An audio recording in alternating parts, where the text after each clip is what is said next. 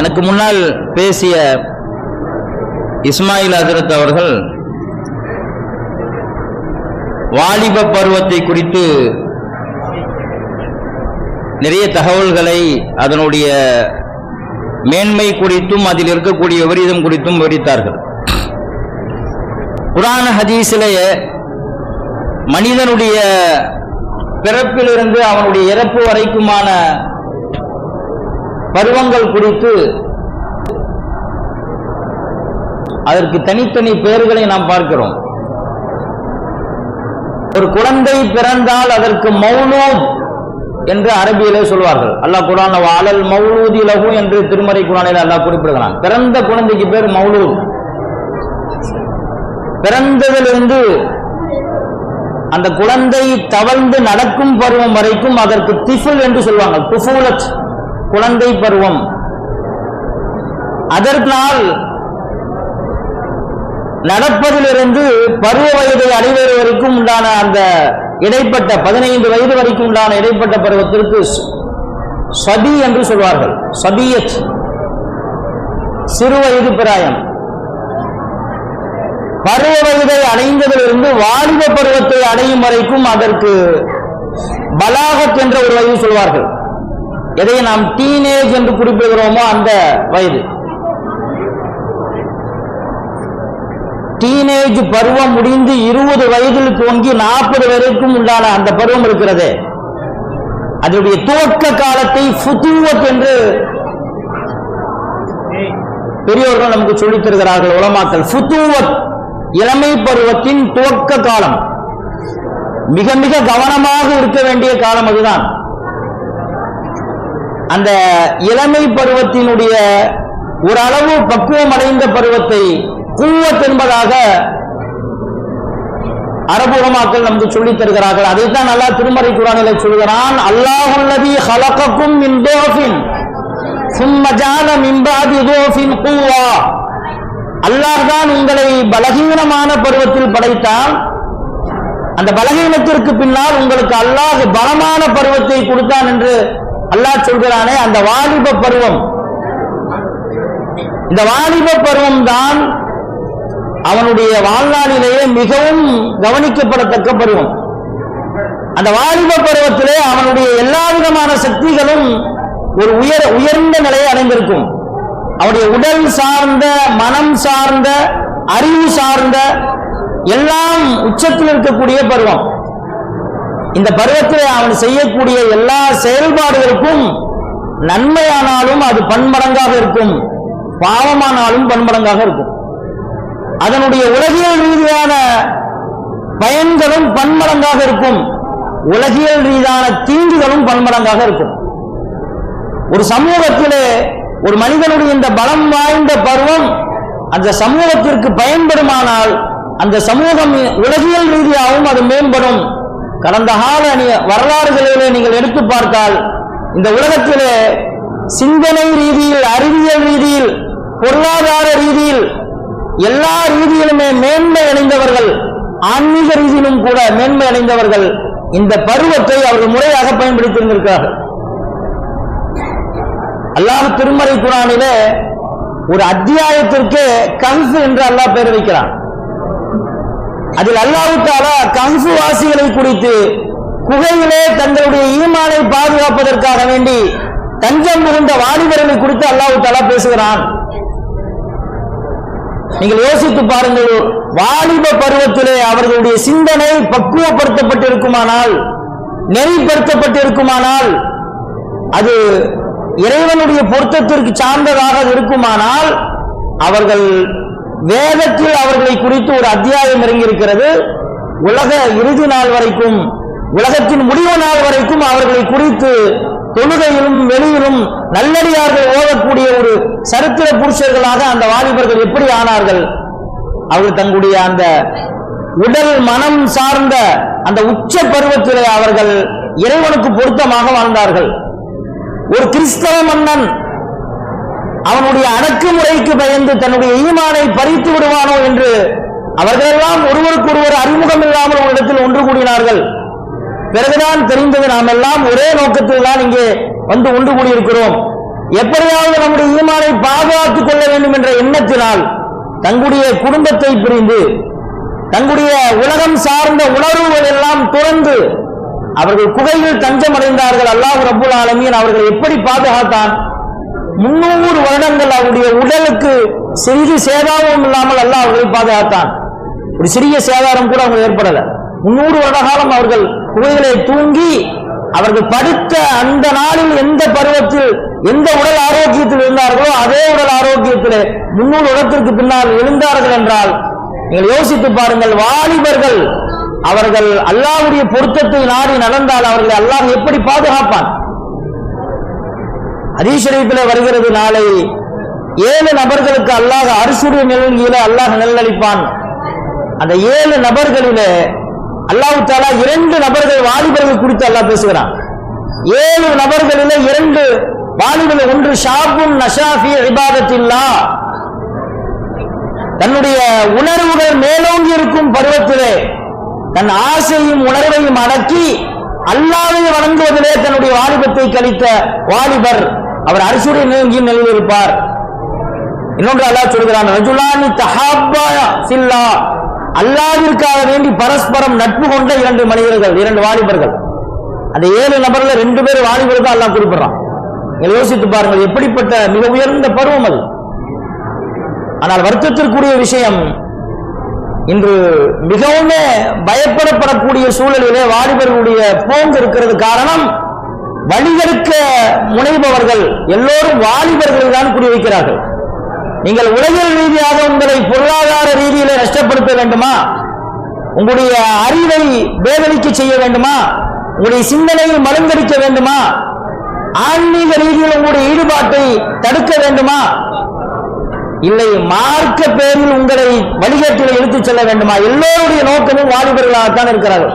காரணம், ஒரு வயோதிகரை குறிவைத்து அவரால் அவர் தான் சார்ந்த வேலைகளை அவரால் சரியாக செய்ய முடியாது. அவர் எப்படி இதை இன்னொருக்கு கொண்டு போய் சேர்ப்பார்? வாலிப வயதிற்கு முன்னால் சிறியவர்களால் அதையும் செயல்படுத்த முடியாது. சரியான பருவம் அது. எல்லோரும் வாலிபர்களை தான் குறிவைக்கிறார்கள். எல்லா இயக்கத்திலும் இளைஞர் நற்பணி மன்றம் என்று ஒன்று இருக்கிறது. எல்லா இயக்கத்திலுமே இருக்கு. வாலிபர்களுக்கான அந்த இளைஞர் பாசறை என்று இருக்கிறது. என்ன காரணம்? நாளைய கட்சியின் வளர்ச்சி இந்த இளைஞருடைய வளர்ச்சியிலே இருக்கிறது. எனவேதான் அவர்கள் இளைஞர்களை சேர்த்துக் கொள்கிறார்கள். மிக அதிகமாக குறிவைக்கப்படுபவர்கள் இளைஞர்கள். நீங்கள் யோசித்து பாருங்கள், நமக்கான முன்னுதாரணம் யாரையெல்லாம் இன்று இளைஞர்கள் முன்னுதாரணிகளாக நினைத்துக் கொண்டு தங்களுடைய உச்சந்தலை முதல் உள்ளங்கால் வரை அவர்களுடைய ஒவ்வொரு அசைவுகளையும் பார்த்து தங்களுடைய சிலை அலங்காரங்களாக இருக்கட்டும், ஆடை அணிவதாக இருக்கட்டும், ஒரு ஆணாக இருந்து கொண்டு பெண்ணுடைய ஆபரணம் அணிவதாக இருக்கட்டும், எல்லாமே நடிகர்களை பார்த்து, அரசியல்வாதிகளை பார்த்து, இந்த உலகத்தில் பின்பற்றுவதற்கான எந்த தகுதியும் இல்லாதவர்களை பார்த்து இவர்கள் சீரழிந்து போகிறார்கள். அல்லாஹ் ரப்புல் ஆலமீன் திருமறை குர்ஆனிலே நீங்கள் எப்படி வாழ வேண்டும் என்று யாரை முன்னுதாரணமாக காட்டுகிறான்? இதா கீல லஹும் ஆமினு கமா ஆமனன் நாஸ், அல்லாஹ் சொல்கிறான், அவரிடத்திலே இந்த சஹாபாக்கள், இந்த மனிதர்கள், இவர்கள் நம்பிக்கை உள்ளது போல நீங்கள் நம்பிக்கை கொள்ளுங்கள் என்று சொல்லப்பட்டால் ஈமான் கூட சஹாபாக்களை போல உங்களுடைய இறை நம்பிக்கை இருக்க வேண்டும். அவர்கள்தான் உங்களுடைய ரோல் மாடல்கள். அஸ்ஹாபி கன் நுஜூம், என்னுடைய தோழர்கள் வானில் நின்னும் நட்சத்திரத்தை போன்றவர்கள். பபி ஐயும் இஹ்ததைத்தும் இஹ்ததைத்தும், அவர்களில் நீங்கள் யாரை பின்பற்றினாலும் நீங்கள் நேர்வழி பெறுவீர்கள் என்று நபிகள் பெருமான் ஸல்லல்லாஹு அலைஹி வஸல்லம் அவர்கள் யாரை குறித்து சொன்னார்களோ அந்த சஹாபாக்கள் தானே நம்முடைய ரோல் மாடல்களாக இருக்க முடியும். அஸ்ஸஹாபத்து குல்லுஹும் அதூல், என் தோழர்கள் எல்லோரும் நீதமானவர் என்று சொன்னார்களே, அவர்கள் தானே நம்முடைய முன்னுதாரணிகளாக இருக்க வேண்டும். நம்முடைய முன்னோர்கள் அவர்களைத்தானே நம்முடைய முன்னுதாரணிகளாக காட்டி தந்தார்கள். எப்படி நாம் அங்கிருந்து நாம் தடம் புரண்டு நாம் சென்றோம்? யோசித்து பாருங்கள் இளைஞர்களே. அல்லாஹ் உங்களுக்கு பலம் மிக்க பருவத்தை வழங்கியிருக்கிறான். உலக வாழ்க்கை குறித்து அல்லாஹ் ரப்புல் ஆலமீன் சூரா ஹதீதிலே சொல்வான். உலக வாழ்க்கை என்ன? யஅலமு அன்னமல் ஹயாத்து துன்யா லஇபுன் வ லஹ்வுன் வ ஸீனத்துன் வ தஃபாகுருன் பைனக்கும் வ தகாசுருன் ஃபில் அம்வாலி வல் அவுலாத். அல்லாஹ் முழு உலக வாழ்க்கையில ஒரு குழந்தை பிறந்ததிலிருந்து அவன் வளர்ந்து வாலிபனாகி வயோதிகனாகி மௌத்தா போற வரைக்கும் அவனுடைய அசைவுகள் நகரங்கள் எப்படி இருக்குங்கிறத அல்லாஹ் தெளிவா சொல்லிட்டான். யாருமோ நீங்கள் அறிந்து கொள்ளுங்கள், உலக வாழ்க்கை என்ன, லைபுன் பிறந்தது முதல் ஒரு குறிப்பிட்ட பருவம் வரைக்கும் விளையாட்டு. சிறுபிள்ளைகளுக்கு விளையாட்டு பிரியம் இருக்கிறது அல்லவா, இது இயல்பு. லைபுன் ஒரு குறிப்பிட்ட பருவத்தை தாண்டிட்டா இன்றைய வாலிபர்கள் நம்ம பார்க்கிறோமா இல்லையா, அவர்களுடைய சிகை அலங்காரமா இருக்கட்டும், அவருடைய ஆடை அணிவதாக இருக்கட்டும், அவருடைய நடைமுறை பாவனையாக இருக்கட்டும், லகுன் தேவையில்லாத செயல், வீணான செயல். அவன் என்ன செய்யறானே அவனுக்கு தெரியாது. ஏன் இந்த ஆடையை இப்படி அணிகிறோம், ஏன் இப்படி அவன் அணிந்திருக்கிறான், நான் அதை பின்பற்றினா அது சரிதானா, ஏன் அவன் பேண்டை கிழிச்சு போட்டிருக்கான், ஏன் அவன் காலர் இல்லாம சட்டை போட்டிருக்கான், ஏன் கையை மடக்கி பட்டன் போட்டிருக்கான், ஏதாவது யோசிச்சோமா, யோசிக்காம பின்பற்றாம லகுன் தேவையற்ற செயல்களை செய்வது. ஒரு குறிப்பிட்ட பருவத்துக்கு பின்னாடி வாலிப பருவத்தில் அதான் செய்யறோம். ஒரு பைக்ல 2 லட்சம் ரூபாய் போட்டு கடன் வாங்கி தன் பெற்றோர்களை நிர்பந்தித்து ஒரு 2 வீலரை வாங்கி வேகமா போய் அடிபட்டு இறந்து போறான். இவன் இந்த 2 வீலர் 2 லட்சம் ரூபாய்க்கு வாங்கறதுக்கு இவன் சுய சம்பாத்தியத்தில் வாங்கினானா, தன் பெற்றோர்கள்ட்ட சிரமப்பட்டு அதை கடன் வாங்கி இதை வாங்கியிருக்கான். இதுவே ஒரு தேவையில்லாத செயல். அதற்கு பின்னாடி இவன் வேகமா போறானா, ஏதாவது வேலைக்கு போறானா, ஏதாவது முக்கியமான அலுவல் ரீதியாக செல்கிறானா. ஆனால் அந்த பருவத்திலே அப்படி செல்ல சொல்லும் 200 கிலோமீட்டர் வேகம் அந்த பைக்கு போனா இவன் போவான். அந்த 200 கிலோமீட்டர் வேகம் போறதுக்கு இவர் என்ன ஸ்போர்ட்ஸ்ல கலந்துருக்காரு, இவர் போட்டி வைக்கிறாங்க, போறாரு, ஏன் போறான் தெரியாது. தேவையில்லாத செயல்கள், அவன் செய்யக்கூடிய எல்லாமே தேவையில்லாததான் இருக்கும். அஷ்ஷபாபத்து மினல் ஜுனூன் என்று ஒரு முதுமொழி சொல்வார்கள், அனுபவ மொழி. வாலிப பருவம் என்பது அது ஒரு பைத்தியக்கார பருவம். வாலிப பருவம் என்பது ஒரு பைத்தியக்கார பருவம். அந்த பருவத்திலே தங்களை பக்குவப்படுத்திக் கொண்டவர்களை தவிர எல்லோரும் அவர்கள் வீணான செயலை தான் செய்வாங்க. அல்லாஹ் சொல்றான், முதல்ல விளையாட்டு பருவம், அடுத்து வீணான செயல்களை செய்யக்கூடிய பருவம், வசீனத்துன் அதுக்கடுத்து அலங்காரம் செஞ்சுக்கிறது, தன்னை அலங்கரித்துக் கொள்வது. திருமண பருவத்திலே தன்னை அலங்கரித்து ஆணும் செய்கிறான், பெண்களும் செய்கிறார்கள். அதுக்கடுத்து திருமணமாகி குழந்தைகள்லாம் பிறந்த பின்னர் தஃபாகுருன் ஃபில் அம்வாலி வல் அவுலாத், பொருளாதாரத்தை தேடி அவன் கண்மூடித்தனமாக செயல்படுகிறான். அடுத்து தன்னுடைய பிள்ளைகளை வைத்து அவன் பொருளாதாரத்தை வைத்தும் பிள்ளைகளை வைத்தும் பெருமை எடுத்து பேசுகிறான். ஒரு குறிப்பிட்ட பருவத்துக்கு பின்னாடி பாருங்க, என்னுடைய பிள்ளை அவன் வெளிநாட்டில் இருக்கான், லண்டன்ல இருக்கான், அமெரிக்கால இருக்கான், இதெல்லாம் சொல்லி அவன் பெருமை இருப்பான். இதுதான் பருவம். இல்ல தன்னுடைய சொத்து சுகத்தை வச்சு எனக்கு அங்க சொத்து இருக்கு, இங்க சொத்து இருக்கு, இதைத்தான் பேசுவான். அல்லாஹ் சொல்லிட்டு கடைசியாக உலக வாழ்க்கை குறித்து அல்லாஹ் சொல்றான், ராலிக்க மத்தா உல் ஹயாத்தி துனியா, இது உலக வாழ்வின் அற்பமான சுகம். அல்ல சொற்ப உலகின் அற்ப சுகம் என்று முழு உலகம் குறித்தும் அல்லாஹ் ரப்பல் ஆலமீன் நமக்கு சொல்லித் தருகிறான். இந்த சொற்பமான வாழ்க்கையிலே மிக அற்புதமான பருவம் வாலிப பருவம். அதை வீண் காரியங்களையே நாம் வீணடித்து விடக்கூடாது. அதற்கு நமக்கு ரோல் மாடல் யாரு? சஹாபாக்கள் தான் நமக்கு ரோல் மாடல். அவர்களைத்தான் அவர்களுடைய சிகை அலங்காரத்தை போல உங்களுடைய சிகை அலங்காரத்தை ஆக்கிக் கொள்ளுங்கள். நபிகள் பெருமான் ஸல்லல்லாஹு அலைஹி வஸல்லம் சொன்னாங்க, முடி வெட்டுறது எப்படி வெட்டணும்? ஒன்று முழுவதுமாக முடியை எடுத்து விடுங்கள், இல்லை என்றால் முடியை வைக்கிறதா இருந்தா முடியை முன்னாலிருந்து பின்னாடி வரைக்கும் ஒரே மாதிரி இருக்க மாதிரி வைங்க. இந்த ரெண்டையும் கூட உலமாக்கள் நமக்கு சொல்லித் தருகிறார்கள். யார் ஆளுமை மிக்க பதவியில் இருக்கிறார்களோ, ஒரு அமீராக இருக்கிறார், அவர் முடி வைப்பதான் அவருக்கு சிறந்தது.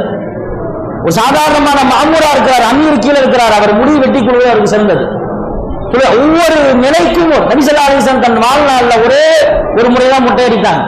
இத்தனைக்கு நபி ஸல்லல்லாஹு அலைஹி வஸல்லம் சொன்னாங்க, உம்ரா ஹஜ் செஞ்சா மொட்டை அடிக்கிறவங்க தான் ரசூலுல்லாஹ் 2 தடவை துவா செஞ்சாங்க, முடிய குறைக்கவும் ஒரு முறை தான் துவா செஞ்சாங்க. ஆனா அல்லாஹ்வுடைய தூதருடைய செயல்பாடு எப்படி இருந்தது? ஒரே ஒரு முறைதான் மொட்டை அடித்தார்கள், இது எல்லாம் முடிய வெட்டதான் செஞ்சாங்க. என்ன காரணம்? நபி ஸல்லல்லாஹு அலைஹி வஸல்லம் அவர்கள் தலைவராக இருந்தார்கள், தலைமை பருவத்தில் இருந்தாங்க. அந்த பருவத்தில் உள்ளவர்களுக்கு அந்த முடி வைப்பது என்பது ஒரு வகார், மொட்டை அடிப்பது என்பது வகார் அல்ல, அது அவர்களுக்கான ஒரு ஆளுமையினுடைய அடையாளம். அது நீங்கள் இப்படிதான் இருக்க வேண்டுமே ஒழிய நீங்கள் பின்பற்றுவதற்கான எல்லா விதமான முன்னுதாரணங்களும் நபி ஸல்லல்லாஹு அலைஹி வஸல்லம் அவர்களிடத்திலும் சஹாபாக்களிடத்திலும் இருக்கிற பொழுது நீங்கள் யாரை பின்பற்றிக் கொண்டிருக்கிறீர்கள் என்பதை நீங்கள் யோசித்து பாருங்கள். ரபியா என்ற ஒரு சஹாபி, அவருக்கு வயது சரியா 12 வயது. நபி ஸல்லல்லாஹு அலைஹி வஸல்லம் அவங்களோடு அவர் ஒரு நோன்பு காலத்தில் இரவு தங்குறார் பள்ளியில. காலையில நபி ஸல்லல்லாஹு அலைஹி வஸல்லம் கலாவுல் ஹாஜத்துக்கு போயிட்டு வராங்க. நபி ஸல்லல்லாஹு அலைஹி வஸல்லம் வர்ற வழியில அவங்க உது செய்யறதுக்காக தண்ணியை மெத்தி வச்சிருக்காரு. அவங்களுக்கு விஸ்வாக் தேவை, உது செய்ய தண்ணீர் தேவை, துடைப்பதற்கு துண்டு எல்லாம் எடுத்து வச்சிருக்காரு. நபி ஸல்லல்லாஹு அலைஹி வஸல்லம் அவங்களுக்கு அவங்க எதை நாடி வராங்களோ அது முன்னால் இருப்பதை பார்த்து நபி ஸல்லல்லாஹு அலைஹி வஸல்லம் அவங்களுக்கு ரொம்ப சந்தோஷம். நபி ஸல்லல்லாஹு அலைஹி வஸல்லம் கேட்டாங்க, யார் செய்யறது, யார் வச்சதுன்னு கேட்டாங்க. அவர் சொன்னார், நான் தான் வச்சேன்னு முன்னால வந்தார். 12 வயதே நிரம்பிய ஒரு சிறுவர். நபி ஸல்லல்லாஹு அலைஹி வஸல்லம் சொன்னாங்க, சல் மா ஷி'த, நீ விரும்பியதை கேள் என்று சொன்னாங்க. நாம் கேட்டால் கொடுக்கக்கூடிய இடத்தில் ஒருவர் இருக்கிறார், எதை கேட்டாலும் கொடுப்பார், அதுக்கான தகுதி இருக்கு. அவர் நம்மள்கிட்ட கேட்டா இப்ப உள்ள ஒரு சிறுவரோ வாலிபரோ என்ன கேட்பார், உலகம் சார்ந்த ஒரு பெரிய விஷயத்தை கேட்பார். இப்ப உதாரணமா, தம்பி நீங்க சொல்லுங்க, என்ன கேட்பீங்க? எதை கேட்டாலும் கிடைக்கும், என்ன கேட்பீங்க? சும்மா சொல்லுங்க, எதாச்சும் சொல்லுப்பா. ஒரு ஒரு புது செல்போன் கேட்பீங்களா, அல்லது உயர்தரமான 2 வீலர் கேட்பீங்களா? செல்போன் கேட்பாங்க, ஐபோன், ஆப்பிள் ஐபோன். ஏன்னா அதுதான் அவங்களுக்கு, அது அவங்களுடைய எய்ம் என்னவா இருக்கு, லட்சியமா என்னவா இருக்கு, இதை அடையணும், அதை நோக்கி தானே அவன் ஓடுறான். உலகம் சார்ந்த எதே உலகம் கேட்பார். அவர் என்ன கேட்டார் தெரியுங்களா? நீங்கள் ரோல் மாடலாக யாரை ஆக்கிக் கொள்ள வேண்டுமோ அந்த சஹாபாக்களில் வாலிப பருவத்தை எட்டுவதற்கு முன்பே உள்ள அந்த சிறுவர் கேட்ட கேள்வி என்ன தெரியுமா? அஸ்அலுக முராஃபகதக ஃபில் ஜன்னah யா ரசூலல்லாஹ், அல்லாஹ்வின் தூதரே, உங்களோடு சுவனத்தில் இருக்கக்கூடிய பாக்கியத்தை கேட்கிறேன்னு கேட்டார். அவர் குறித்து சஹாபாக்கள் என்ன சொல்றாங்கன்னா, சஹாபாக்களே ரொம்ப பெரிய அறிவாளி அந்த சிறுவன் தான். ஏன்னா வாய்ப்பை ரொம்ப கச்சிதமா பயன்படுத்திக்கிட்டார். இதை விட பெருசு உனக்கு கேட்க முடியாது. ஏன்னா எதை கேட்டாலும் கொடுக்கும் இடத்தில் அல்லாஹ்வுடைய தூதர் இருக்கிறார்கள். நான் உலகத்தினுடைய அற்ப பொருட்களில் ஏதாவது ஒன்றை கேட்டால் அது கொஞ்ச காலத்தில் நீங்கி போயிடும். உலகத்தினுடைய எல்லா பொருட்களும் மத்தாவுல் ஹயாத்தி துன்யா, அல்லாஹ் உலகத்தை கொடுத்தாதான் சொல்றான். சொற்ப உலகின் அற்ப சுகம் தான் எல்லாமே. நீங்காத நியமத்தை கேட்டார். நபி ஸல்லல்லாஹு அலைஹி வஸல்லம் என்ன சொன்னாங்க? வேற ஏதாவது வேணுமான்னு கேட்டாங்க. அப்ப கையிலாலி வேற ஏதாவது உனக்கு வேணுமான்னு கேட்டாங்க. அவர் சொன்னார், ஃபஹுவ ஸாக்க, அதுதான் எனக்கு வேணும் கேட்டார். திரும்பவும் சொன்னார், இன்னொரு ஒன்று கேட்டுக்கலாமா இல்லையா, இல்ல உலகம் சார்ந்த வேற ஏதாவது கேட்டுக்கலாமா? அவர் என்ன சொன்னார்? ஃபஹுவ ஸாக்க, எனக்கு அதுதான் வேணும்னார். நபி ஸல்லல்லாஹு அலைஹி வஸல்லம் சொன்னாங்க, அப்படியானால் அஇன்னி பிகஸ்ரத்தி சுஜூதி, அஇன்னி அலைக பிகஸ்ரத்தி சுஜூதி, உன்னை நான் சுவனத்தில் நுழைவிப்பதற்கு அதிகமாக தொழுது சஜ்தா செஞ்சு எனக்கு நீ உதவி செய்ய. நான் நபி ஸல்லல்லாஹு அலைஹி வஸல்லம் கண்டிப்பா அவர் கிடைக்கும். ஆனா அதுக்கு என்ன சொன்னார்? சொல்லா அதிகமா தொழுவுங்கன்னா. நீங்கள் யோசித்து பாருங்கள் வாலிபர்களே, இளைஞர்களே, நீங்கள் அல்லாஹ்வுடைய வணக்கத்தில் உங்களுடைய சிந்தனையை திருப்பினால், இறைவனுக்கு கட்டுப்பட்டு வாழக்கூடிய பக்கம் உங்களுடைய சிந்தனையை திருப்பினால், உங்களுடைய வாலிப பருவத்தை நீங்கள் முறையாக பயன்படுத்தினால், உங்களுக்கு அல்லாஹ்வுடைய தூதரோடு இருக்கக்கூடிய சுவனத்தில் இருக்கக்கூடிய பாக்கியத்தை நீங்கள் பெற்றுக் கொள்ளலாம். ஷாப்புன் நஷாஃபி இபாதத்தில்லா, அல்லாஹ்வுடைய அரிசியுடைய நிலையில் இருக்கக்கூடிய வாலிபர்களாக நீங்கள் ஆகலாம். உங்கள் இருவர் அல்லாஹ்வை நேசிப்பதற்காக, அல்லாஹ்வுடைய பொருத்தத்திற்காக உங்களுக்குள் நீங்கள் சுமூகமாக நடந்து கொண்டால், ஒருவருக்கொருவர் நேசித்தால், அல்லாஹ்வை வழிபடக்கூடிய ஒருவர், தொழக்கூடிய ஒருவர் என்று உங்களுக்குள் நட்பு கொண்டால், அல்லாஹ்வுக்கு மாறு செய்வதால் உங்களுக்குள் நீங்கள் தூரமாகிக் கொண்டால், நீங்கள் நாளை அரிசியுடைய நிலையில் இருக்கக்கூடிய அளவுக்கு உங்களுடைய அந்தஸ்து இருக்கிறது. நீங்கள் யோசித்து பாருங்கள், நம்முடைய சிந்தனை எல்லாம் எதை நோக்கி ஓடிக்கொண்டிருக்கிறது? செல்போன் இன்று இது இல்லாமல் இருக்க முடியாது என்ற அளவுக்கு நம்மோடு ஒட்டி கொண்ட ஒரு பூதம் இது. இதை விட்டு இதனுடைய எல்லா கருவிகளையும் தெரிந்து கொண்டே இதோடு நாம் ஒட்டி கொண்டிருக்கிறோம். செல்போனை குறித்து பேசக்கூடிய நான் உட்பட செல்போன் இல்லாமல் இருக்க முடியலங்கிற அந்த காலம் வந்துருச்சு. செல்போனுங்கிறது எப்படிப்பட்ட கருவியாயிருச்சுன்னா, அது ஒரு கத்தி மாதிரி. ஒரு கத்தியை ஒரு மனிதன் தனக்கு பயன் தரக்கூடிய பழங்களையும் கனிகளையும் அறுப்பதற்கும் பயன்படுத்தலாம். அதை தன்னுடைய கவனமாக பயன்படுத்தாவிட்டால் தன்னுடைய கையை அறுத்து தன்னை சேதப்படுத்தக்கூடிய கருவியாகவும் அதை அவன் பயன்படுத்தலாம். கவனமாக அதை கையாளனா பயன் தர வேண்டிய ஒன்று உங்களுக்கு சேதத்தை ஏற்படுத்தும். அந்த சேதத்தை சரி செய்யவே முடியாது. அப்படிப்பட்ட சேதம் பாருங்க. நீங்க செல்போன் மூலமாக எவ்வளவு அல்லாஹ் திருமறை குர்ஆன்ல ஒரு ஆயத்தில் அல்லாஹ் சொல்றான், மினன் நாசி மையஷ்தரி லஹுல் ஹதீஸ் லியுதில் அன் சபீலில்லாஹி பிகைரி இல்மின். விவரம் இல்லாமல் ஞானம் இல்லாமல் மக்களில் சிலர்கள் அல்லாஹ்வுடைய பாதையை விட்டும் அல்லாஹ்வை வணங்குவதை விட்டும் திசை திருப்புவதற்காக வேண்டி வீணான கருவிகளை வாங்கி அவர்கள் மக்களை வழிகெடுக்கிறார்கள் என்று அல்லாஹ் சொல்கிறான். இதற்கு விளக்கம் சொல்லக்கூடிய சஹாபாக்கள் எல்லாருமே பெரும் அல் ஹினா என்ற வார்த்தையை சொல்கிறார்கள். மனிதனுடைய மனதை மயக்கக்கூடிய இசை பாட்டு. ஹசன் பஸ்ரி ரஹ்மத்துல்லாஹி அவர்கள் பாட்டோடு சேர்ந்து இசை என்ற வார்த்தை அல் மஸாமீர், மனிதனுடைய அறிவை திசை திருப்பக்கூடிய, சிந்திக்காமல் அவனை மயக்கக்கூடிய ஒரு விதமான போதை இசை பாட்டு. சொல்லுங்கள், செல்போனில் குறைந்தபட்சம் அது ஒலிக்கிற பொழுதாவது அந்த இசை வரத்தான் செய்யும். சாதாரணமான ஒரு சப்தத்தை நாம் வைத்துக் கொள்ள முடியும், ஆனால் தேர்ந்தெடுத்து பிறரை ஈர்க்கும்படியான இசை தான் நாம் வைக்கிறோம். செல்போனில் நன்மை விட தீமை அதிகம் இருக்கிறது. அதனுடைய தீமைகளை பட்டியலிட்டால் நீங்க போய் இணையதளத்தில் போய் தேடி பார்த்தீங்கன்னா அந்த செல்போனுடைய நன்மைன்னு 10 பாயிண்ட் போடுறான், செல்போனுடைய தீமைன்னு 8 பாயிண்ட் தான் போடுறான் இணையதளத்தில். அவன் நீங்க யோசிச்சு பார்த்தீங்கன்னா அவனை எதெல்லாம் நன்மைன்னு சொல்றானோ அது எல்லாமே இன்னைக்கு தீமையா தான் நம்மளுக்கு இருக்கு. எதெல்லாம் அவன் நன்மை என்று சொல்கிறானோ அதெல்லாம் இன்று நமக்கு தீங்காகத்தான் இருக்கிறது. முதல்ல செல்போன் அது நம்முடைய நேரத்தை கபலீகரம் செய்கிறது. செல்போனுடைய எந்த இணையதள ஆப்புகளா இருக்கட்டும், எதுல வேணா நீங்க எந்த செயலியில வேணா போங்க, பேஸ்புக்கா இருக்கட்டும், வாட்ஸ்அப்பா இருக்கட்டும், இன்ஸ்டாகிராமா இருக்கட்டும், நீங்க எதற்குள் சென்றாலும் நீங்க ஒரு 5 நிமிஷம் பார்க்கலான்னு போனா 5 நிமிஷத்தோட வெளியே வந்தால் யாரா இருக்கிறாரா செல்போன்ல இருந்து? உங்களுடைய நேரங்களை, பொன்னான நேரங்களை கபலீகரம் செய்யக்கூடியது. உங்களுடைய இந்த வாலிப பருவத்திலே உங்களுடைய குடும்பத்திற்கும் உங்களை கல்வி ரீதியாக முன்னேற்றிக் கொள்வதற்கும் சிந்தனை ரீதியாக முன்னேற்றிக் கொள்வதற்கும் உங்களுடைய குடும்பத்தை அடுத்த கட்டத்திற்கு பொருளாதார ரீதியாக சமூக ரீதியில வலுப்படுத்துவதற்கும் பலப்படுத்துவதற்கும் சிந்திக்க வேண்டிய உங்களை தேவையில்லாத காரியத்திலே தேவையில்லாத காட்சிகளை பார்க்கவும் தேவையில்லாத ஓசைகளை கேட்பதிலும் உங்களை அது அடிமைப்படுத்துகிறது. நபிகள் பெருமான் ஸல்லல்லாஹு அலைஹி வஸல்லம் அவர்கள் சொன்னார்கள், பொதுவாகவே வாலிப பருவத்தில் தன் வயது ஒத்த வாலிபர்களோடு சேர்ந்து பேசுவதில் ஒரு இன்பம் இருக்கும். நபி ஸல்லல்லாஹு அலைஹி வஸல்லம் காலத்தில் இப்படி வாலிபர்கள் இருக்கத்தான் செஞ்சாங்க. நபி ஸல்லல்லாஹு அலைஹி வஸல்லம் அந்த ஒவ்வொரு தெரு முக்களையும் இன்னைக்கு வந்து வண்டியை நிப்பாட்டிட்டு வாலிபர்கள்லாம் நின்று பேசுறாங்களா இல்லையா? இப்ப பேசுறதுல எல்லாம் பாக்குறாங்க, அவரவன் ஒருத்தன் பாக்குறது இன்னொரு பாக்குறது, ஒரே செல்போன்ல எல்லாரும் பாக்குறது, எல்லாரும் தனித்தனி செல்போன்ல பாக்குறாங்க. பக்கத்தில் உள்ளவனுக்கு என்ன நினைச்சுன்னு கூட எனக்கு தெரியாது, அவ்வளவு ஈர்ப்பு. அவங்க அத்தா வந்து முன்னாடிலாம் தெரியாது, அவனுக்கு யார் வந்து போலீஸே வந்திருந்தாலும் தெரியாது, அவ்வளவு ஈர்ப்பு. இதே போலதான் ரசூலுல்லாஹி காலத்திலையும் வாலிபர்கள் இருந்தாங்க. நபி ஸல்லல்லாஹு அலைஹி வஸல்லம் சொன்னா, ஈயாக்கும் வல் ஜுலூஸ ஃபித் துருகாத், வாலிபர்களே நீங்கள் பாதையின் உச்சந்திகளிலே அமர்வதிலிருந்து உங்களை நான் எச்சரிக்கிறேன் நபி ஸல்லல்லாஹு அலைஹி வஸல்லம். அவன் சொன்னா, அல்லாஹ்வின் தூதரே லாபுத்த, எங்களுக்கு அது அவசியம் ஆயிட்டு, நாங்கள் அங்கதான் உட்கார்ந்து பேசுவோம், நாங்க ஒன்று கூறக்கு வேற இடம் இல்லை.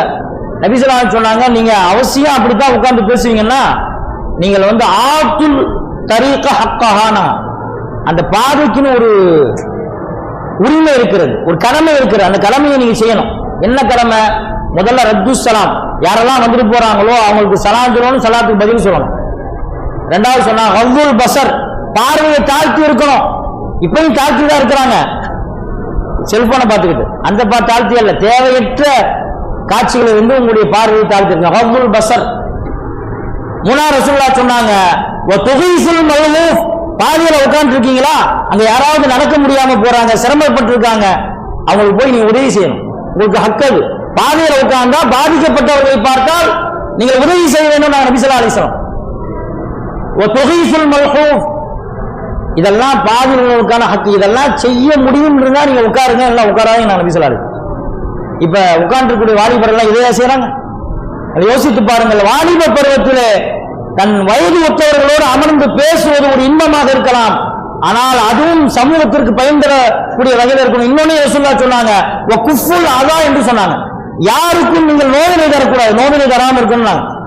இன்னைக்கு வாலிபர்கள் இப்படி முக்குள்ள நிக்கிறதே நோவினை தான். எந்த வாலிப பெண்களும் ஒரு பயம் இல்லாமல் பதற்றம் இல்லாமல் கடந்து போக முடியல. நம்மை அறியாமல் நாம் ஒருவருக்கு என்ன செய்கிறோம்? துன்பம் தருகிறோம். நீங்க ஒண்ணுமே செய்யலைனாலும் அவங்களுக்கு ஒரு பதற்றம் இருக்குமே, இத்தனை வாலிபர்கள் நிற்கிற பொழுது ஒரு வயது பெண் எப்படி கடந்து போக முடியும்? இது நான் சொல்றது இது மாற்று மதத்தினுடைய தெருக்கள் அல்ல, இஸ்லாமிய பள்ளி வாயில்கள் மரசாக இருக்கக்கூடிய தெருக்களே நம்முடைய முஸ்லீம் இளைஞர்கள் இப்படித்தான் உட்கார்ந்துட்டு இருக்காங்க. இவங்கள்ட்டெல்லாம் நபி ஸல்லல்லாஹு அலைஹி வஸல்லம் மாதிரி சொல்லக்கூடியவர்களாக நம்முடைய இமாம்கள் இருக்கிறாங்க, சொல்லதான் செய்யறாங்க. சொல்ல வேண்டும், சொல்ல வேண்டிய கட்டாயம் நமக்கு இருக்கிறது. அல்லாஹ்வுடைய தூதர் இதுபோன்று இருந்து கொண்டிருந்த வாலிபர்களை பார்த்த இந்த வார்த்தையை சொன்னா, யா மாஷர ஷபாப் மன் இஸ்ததா மின்குமுல் பாஅத ஃபல்யதஸவ்வஜ், உங்களை யாரெல்லாம் உடலாலும் பொருளாலும் திருமணத்திற்கு சக்தி பெற்று இருக்கணும், நீங்களா திருமணம் முடிச்சுக்கணும் நபி ஸல்லல்லாஹு அலைஹி வஸல்லம். ஏன் சொன்னாங்க?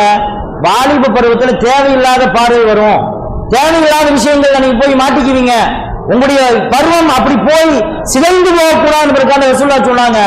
வாலிப பருவத்தை அடைஞ்சிட்டு உனக்கு திருமணத்திற்கான சக்தி உடல் ரீதியாக பொருளாதார ரீதியாக இருந்தா நீ திருமணம் முடிச்சுக்கன்னு சொல்லிட்டு அடுத்து ரசூலுல்லாஹ் சொன்னாங்க, வமல்லம் யஸ்தத்ய ஃபல்யஸும். அப்படி சக்தி இல்ல, உடல் ரீதியான சக்தியும் இல்ல, இல்ல அந்த சக்தி இருக்கு, பொருளாதார ரீதியான சக்தி இல்ல, எந்த பொழப்பும் இல்ல, பொழப்பே இந்த மாதிரி ஊர் சுத்துறதா, அப்ப ஃபல்யஸும் நாங்க நீ நோன்பு வச்சுக்கணும். ஒரு வாலிபன் வேலை இல்லாமல் தெருவில் நிற்பானையானால், தெருவில் சுற்றுவானையானால் அவனுக்கு அல்லாஹ்வுடைய தூதர் என்ன வழிகாட்டினாங்க? நீ நோன்பு வைனாங்க. அந்த நோன்பு அவனுடைய வாலிப பருவத்திலே எந்த உந்துதலை அவனுக்கு தருகிறதோ, உணர்வு ரீதியில, பார்வையில, கேட்பதிலே, சிந்திப்பதிலே, செயல்பாட்டில் எந்த தவறின் பக்கம் அவனை இழைத்து செல்கிறதோ அதிலிருந்து அவனுக்கான காயடிப்பு என்றான் நபி ஸல்லல்லாஹு அலைஹி வஸல்லம். அப்படி உணர்வுகளை பக்குவப்படுத்தக்கூடியது நோன்புனான். வாலிபர்கள் ஒன்று சமூகத்திற்கு பயன்பெறக்கூடிய வகையில அவர்கள் செயல்பட வேண்டும், தன்னுடைய வாலிபத்தை முறையாக பயன்படுத்த திருமணம் முடித்துக் கொள்ள வேண்டும். அதுக்கான சக்தி இல்லைன்னா நோன்பு வச்சுக்கணும். அப்பதான் நீங்க வாலிப பருவத்திலே நோன்பு வைப்பது என்பது நீங்கள் சாதாரணமா நினைக்கலாம். சஹாபாக்களுக்கான அடையாளமே நஃபில் நோன்பு தான். அல்லாஹ்வுடைய தூதருடைய வாழ்நாளிலே எந்த நாளிலெல்லாம் காலை உணவு வீட்டில் இல்லையோ அன்றெல்லாம் நபி ஸல்லல்லாஹு அலைஹி வஸல்லம் நஃபிலான நோன்பு நோட்டிருக்கிறார்கள்.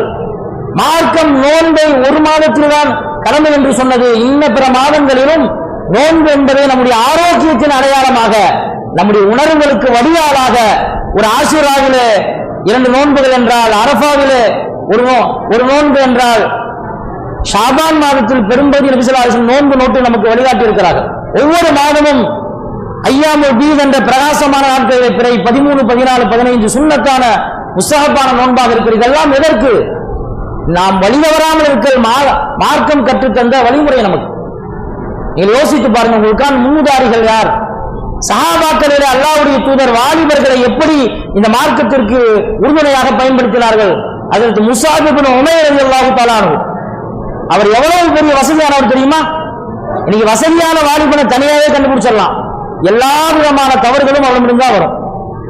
எல்லா விதமான தவறுகளும் அவன் தன்னோடு ஒரு பட்டாளத்தை வச்சிருப்பான். அவன் செய்யற தவறுக்கு இவர்கள் எல்லாம் உடந்தையாக. முஸாப் இப்னு உமைர் எவ்வளவு உயர்ந்த வசதியானவர் தெரியுமா?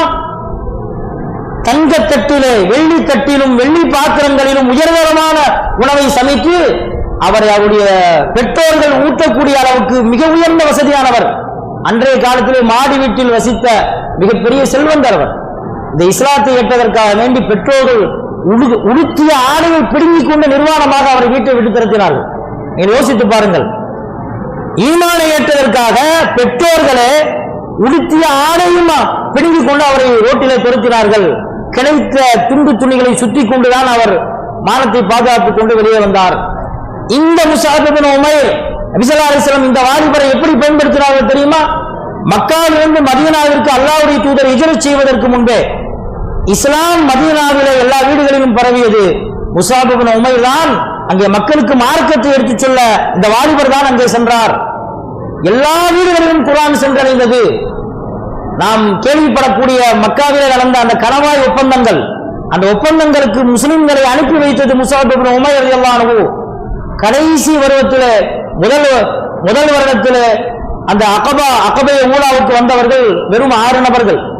2வது வருடத்தில் 12 பேர், 3வது தடவை 70 பேர் வந்தாங்க. ரசூலுல்லாஹ் எந்த வருஷம் ஹிஜ்ரத் பண்ணாங்களோ அந்த வருஷம் யாரும் இல்லாமல் முஸாப் இப்னு உமைர் மட்டும் வர்றாரு.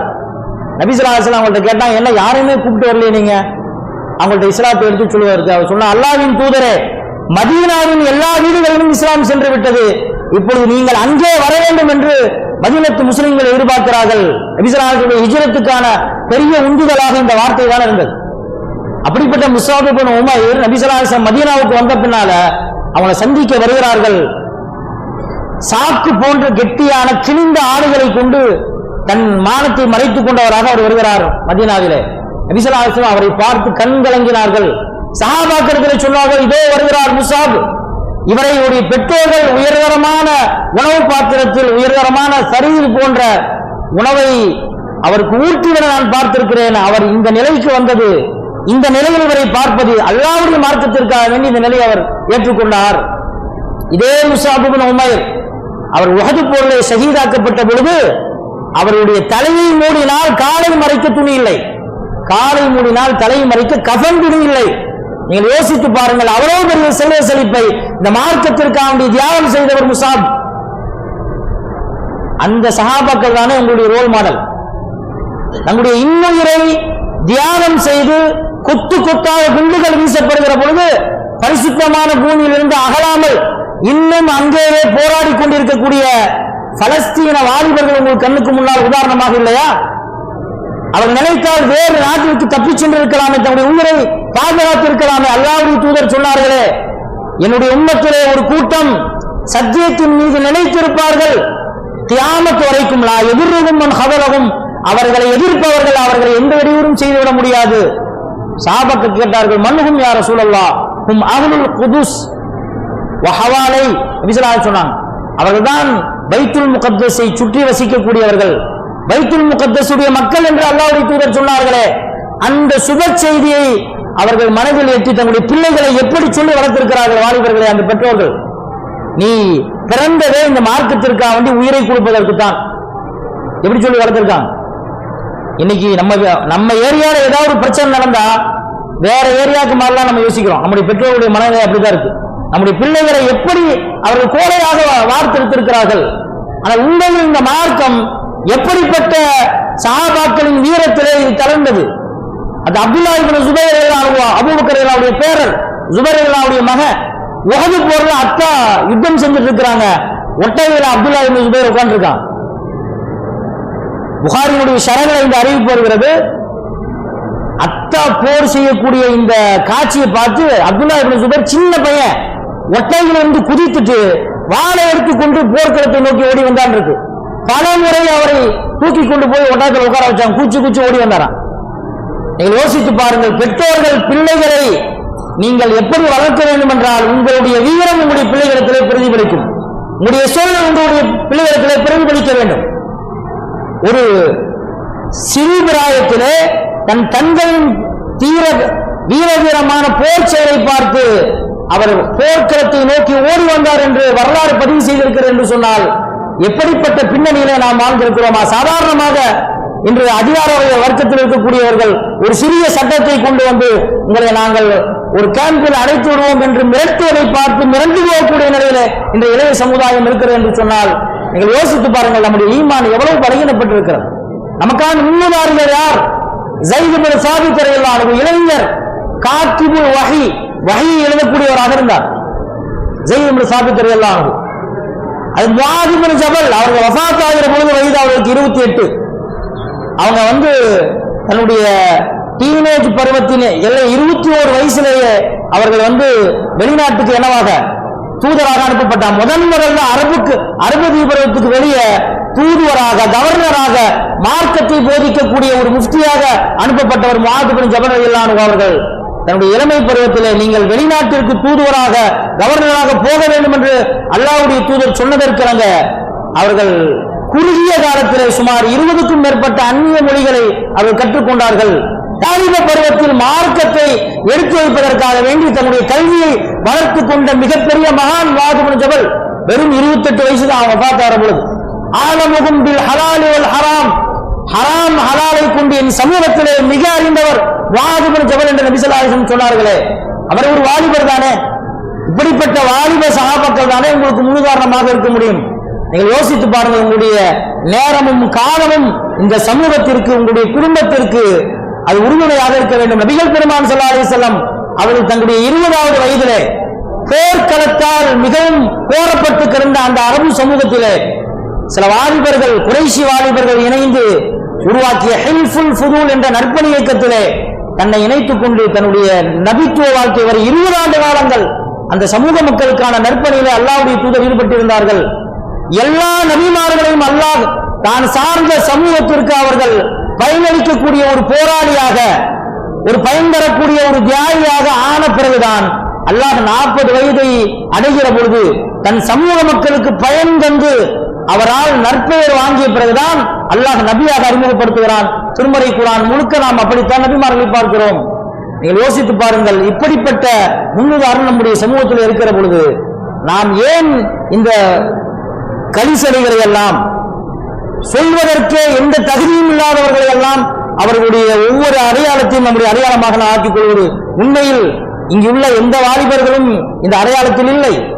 உங்களுக்கு இந்த சொற்பொழிவு ஏற்பாடு செய்வதற்கான பிரதான நோக்கமே உங்களுடைய நட்புறவிலே இந்த மாதிரியான முஸ்லிம் இளைஞர்கள் இருக்கிறார்கள். அவருடைய சிலை அலங்காரம், அவருடைய ஆடை, நடை, உடை, பாவனை, போதைக்கு அடிமை, செல்போனுக்கு அடிமை என்ற இந்த நிலையிலே நீங்கள் நல்லவர்களாக இருப்பது மட்டுமல்ல, உங்களை சார்ந்த அவர்களையும் நீங்கள் அந்த போதையிலிருந்து நீங்கள் மீட்டெடுக்க வேண்டும். மது போதை என்பதை விட மனோ இச்சை என்ற போதை இருக்கிறது, அது மிக அபாயகரமானது. அரபியிலே ஒரு அருமையான கவிதை ஒன்று வரும். அதனுடைய வார்த்தை அமைப்பும் அருமையானது, கருத்தமைப்பும் அருமையானது. சுக்ரானி, இரண்டு போதைகள், சுக்குரு ஹவன், சுக்குரு மதாமத்தின், ஒன்று மனோ இச்சை என்ற போதை, இன்னொன்று மது போதை. சுக்ரானி, ஒரு வாலிபன் அவன் வாலிப பருவத்திலே அவனுக்கு இந்த இரண்டு போதையும் இருக்கிறது, மது போதையும் இருக்கிறது, மனோ இச்சை என்ற போதையும் இருக்கிறது என்றால் அவன் எப்பொழுது தெளிவான், அவன் எப்படி தெளிவான் என்று அருமையாக இந்த கவிதை வரி இருக்கும். அதனுடைய வார்த்தையின் துவக்கமும் இறுதியும் ஒரே போல் முடிவதைப் போல அருமையான ஒரு கருத்தை தருகிறது. உண்மையிலே இன்றைய வாலிபர்கள் மதுபோதை உள்பட மனோ இச்சை என்ற போதையிலே அவர்கள் ஆட்பட்டு இருக்கிறார்கள். மனம் என்ன சொன்னாலும் செய்ய வேண்டும், என்ன சொன்னாலும் அதை செய்தே தீர வேண்டும் என்ற அந்த தேட்டமும் உந்துதலும் அவர்களை வழிகட்டை நோக்கி தொடர்ந்து இழுத்துச் செல்கிறது. ஒரு நேரத்திலே அவர்கள் அதிலிருந்து திரும்பி பார்க்கிற பொழுது அவருடைய உச்சபட்ச வாலிப வயது நிறைவு பெற்றிருக்கும். அவர்கள் முன்னேறி செல்வதற்கான எல்லா வழிகளும் தடைபட்டு போயிருக்கும். அதிலிருந்து உங்களை மீட்டெடுக்க வேண்டும் என்ற உயர்ந்த நோக்கில் தான் இந்த ஏற்பாடு செய்யப்பட்டிருக்கு. மிக குறிப்பாக நீங்கள் செல்போனை பயன்படுத்துவதில், உங்களோடு எப்பொழுதும் இருக்கக்கூடிய இந்த கருவியை பயன்படுத்துவதில் நீங்க ரொம்பவும் கவனமாக, ரொம்பவும் எச்சரிக்கையாக இருக்க வேண்டும். அதனுடைய தீங்குகள் உங்களுடைய நேரத்தை கபலீகரம் செய்கிறது, உங்களுடைய ஆரோக்கியத்தை கபலீகரம் செய்கிறது, உங்களுடைய சிந்தனையை மருந்தளிக்க செய்கிறது.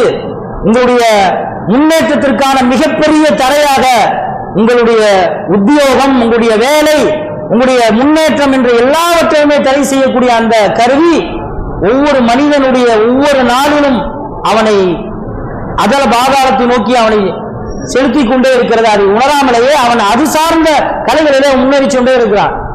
இன்றைய பெற்றோர்கள் கூட பிறந்த குழந்தைக்கு கூட அந்த செல்போனை கொடுத்து பழக்குகிறார்கள். ஒரு சொல்லுவாங்களே,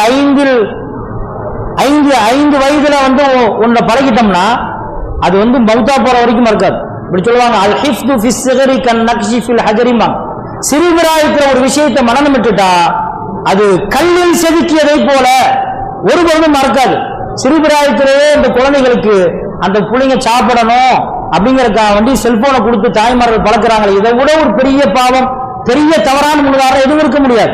அந்த குழந்தைக்கு உனக்கு அழுக அந்த போனை அந்த பிள்ளை கேட்குது. இதுதான் இந்த பிள்ளையினுடைய பிற்காலத்தில் வரக்கூடிய எல்லா தவறுக்கும் முன்னுதாரணம். எனவே இதனுடைய தீங்கை நீங்கள் உணர்ந்து கொள்ளுங்கள், புரிந்து கொள்ளுங்கள்.